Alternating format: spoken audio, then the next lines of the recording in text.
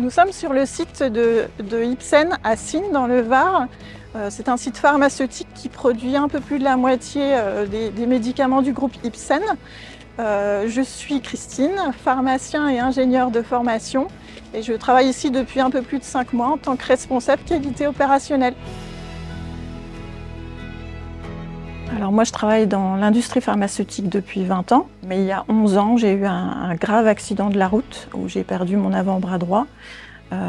Et donc depuis ce moment-là, j'ai vraiment voulu montrer aux personnes autour de moi que ça ne changeait pas ma vie personnelle et ma vie professionnelle. J'en ai jamais fait un tabou, au contraire, j'aime échanger avec les gens autour de moi sur le sujet. Et leur montrer qu'il n'y a pas, il n'y a pas de problème à en parler, de continuer à vivre avec ce handicap. C'est important pour moi d'en parler. Chez Ipsen en général et à SI en particulier, on est très sensible à la notion de handicap.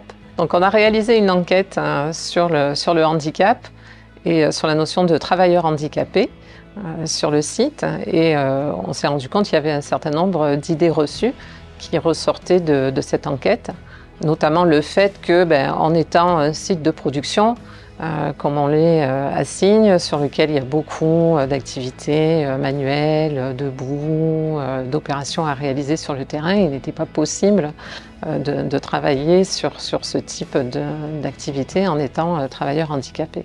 L'exemple de Christine nous montre que tout un chacun peut être confronté à la situation de handicap, peut être porteur de handicap sans que ça compromette ses compétences et que ça soit un frein à son recrutement. Et nous avons par ailleurs sur le site de nombreux collaborateurs qui sont en situation de handicap et qui travaillent avec nous sans que ça pose aucun problème au quotidien. Nous avons utilisé un cabinet de recrutement, qui est complètement ordinaire dans nos process. Très rapidement, la candidature de Christine s'est démarquée du lot et nous avons fait une offre d'emploi à Christine qui l'a effectivement acceptée. Avant mon accident, j'étais droitière, donc c'est vrai que j'ai dû me réadapter pour pouvoir écrire de la main gauche, taper sur mon ordinateur de la main gauche. J'ai pas bénéficié d'aménagement particulier, par exemple. Je réussis quand même à faire mes activités normalement. Et puis surtout, je suis bien entourée, hein. Les gens restent hyper bienveillants. Donc quand je vais m'habiller par exemple pour aller en production, on doit mettre une blouse, une charlotte. Si j'ai des difficultés, on vient m'aider facilement. Quand Christine est arrivée sur le site, nous lui avons posé la question s'il était nécessaire d'aménager son poste de travail. Donc elle nous a répondu qu'elle n'avait pas de besoin spécifique. Le cas échéant, si ça avait été le cas, il faut savoir qu'on a un groupe, donc le groupe Ipsen, avec un accord de branche et Handi-EM qui peut nous permettre un financement et un aménagement des postes de travail.